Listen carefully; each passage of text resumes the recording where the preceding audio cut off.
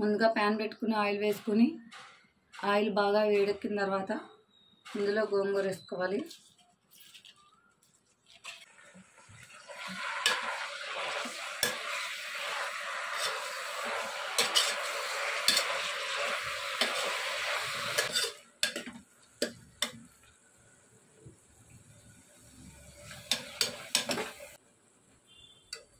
ఈ విధంగా గోంగూర మొత్తం ఆయిల్లో మగ్గనివ్వాలి. చూసారు కదా, ఈ విధంగా గోంగూర మొత్తం ఆయిల్లో మగ్గిపోయిన తర్వాత దీన్ని ఒక గిన్నెలోకి తీసుకోవాలి.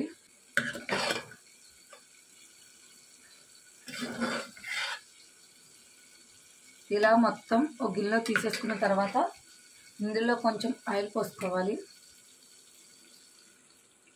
పోసుకున్న తర్వాత ఆయిల్ బాగా వేడెక్కిన తర్వాత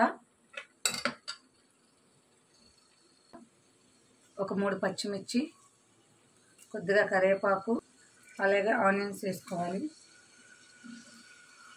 ఈ ఆనియన్స్లోని కొద్దిగా కల్లుప్పు 2 టేబుల్ స్పూన్స్ వేస్తున్నాను.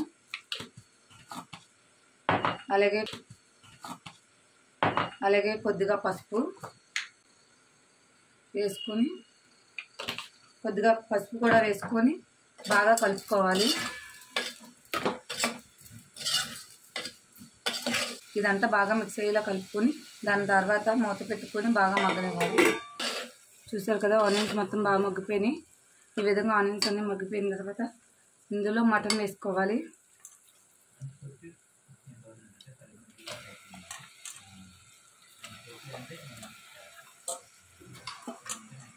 ఇది 1/2 kg మటను. ఇలా మటన్ మొత్తం ఇందులో వేసుకొని బాగా మిక్స్ చేసుకోవాలి.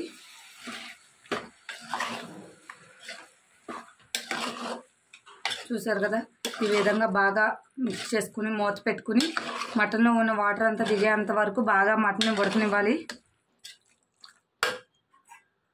ఈ విధంగా మూత పెట్టుకుని మటన్లోని వాటర్ అంతా దిగేంత వరకు బాగా మగ్గనివ్వాలి. మటన్ ఇలా చూసారు కదా, మటన్లో వాటర్ చాలా వరకు అయిపోయింది.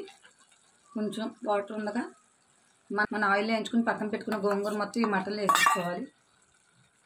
చూసారు కదా, ఈ విధంగా మటన్లో గోంగూర మొత్తం వేసేసుకుని బాగా మిక్స్ చేసుకోవాలి. ఈ విధంగా బాగా కలుపుకున్న తర్వాత కొద్దిసేపు మటన్లో ఈ గోంగూర మగ్గనివ్వాలి.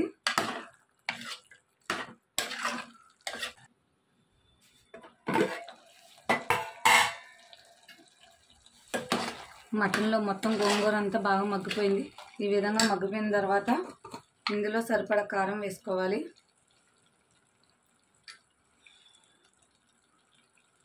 3 టేబుల్ స్పూన్స్ వేస్తున్నాను నేనైతే. చూసారు కదా, ఈ విధంగా కారం వేసుకుని మొత్తం మిక్స్ చేసుకోవాలి.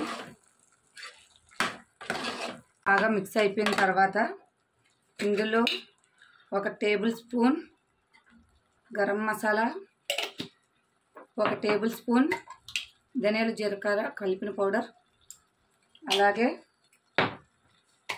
2 టేబుల్ స్పూన్స్ మటన్ మసాలా వేసుకుని ఇదంతా బాగా మిక్స్ అయ్యేలా కలుపుకోవాలి. ఈ విధంగా బాగా మిక్స్ అయ్యేలా కలుపుకోవాలి. ఇలా బాగా మిక్స్ అయ్యేలా కలుపుకున్న తర్వాత ఈ విధంగా కొంచెం వాటర్ పోసుకొని బాగా కలుపుకోవాలి మిక్స్ అయ్యేంత వరకు. ఇలా బాగా మిక్స్ చేసుకున్న దీంట్లోనే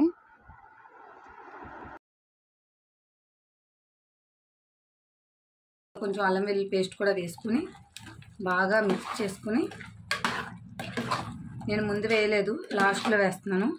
చూసారు కదా, ఈ విధంగా లాస్ట్లో కొంచెం అల్లం వెల్లుల్లి పేస్ట్ వేసుకుని బాగా మిక్స్ చేసుకుని కుక్కర్ మూత పెట్టుకోవాలి. అల్లం వెల్లుల్లి పేస్ట్ లాస్ట్ని వేయడం వల్ల ముక్కలకు బాగా పట్టి టేస్టీగా ఉంటుంది. ఇలా కుక్కర్ మూత పెట్టుకుని 7 విజిల్స్ వచ్చేంత వరకు బాగా ఉడకనివ్వాలి.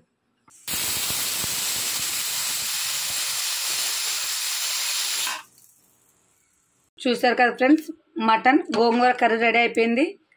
చాలా బాగా వచ్చింది. మీరు కూడా ఈ విధంగా ట్రై చేయండి, చాలా బాగా వస్తుంది. చూసారు కదా ఫ్రెండ్స్, గోంగూర మటన్ కర్రీ.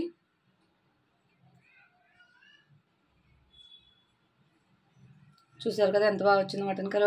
ఈరోజు మా హస్బెండ్ మటన్ తీసుకొచ్చారు.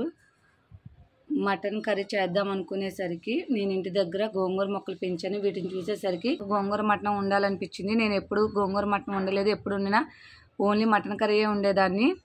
అలాంటిది చెట్లు చూడగానే గోంగూర వేసి ఉండాలనిపించింది. అందుకని చెప్పి నేను గోంగూర మటన్ వండటం కోసం ఈ ఆకులన్నీ కోసేసాను. నేను చూశారు కదా, మన ఇంటికాడ ఉన్నవి ఒకటా రెండా మొక్కలు అనేవి పక్కన పెడితే వచ్చిన కొన్ని ఆకులైనా కానీ మనం వండుకుని తింటే ఆ ఆనందం వేరే ఉంటుంది. అలాగే మనకి టేస్టీగా కూడా అనిపిస్తుంది. Okay, bye friends.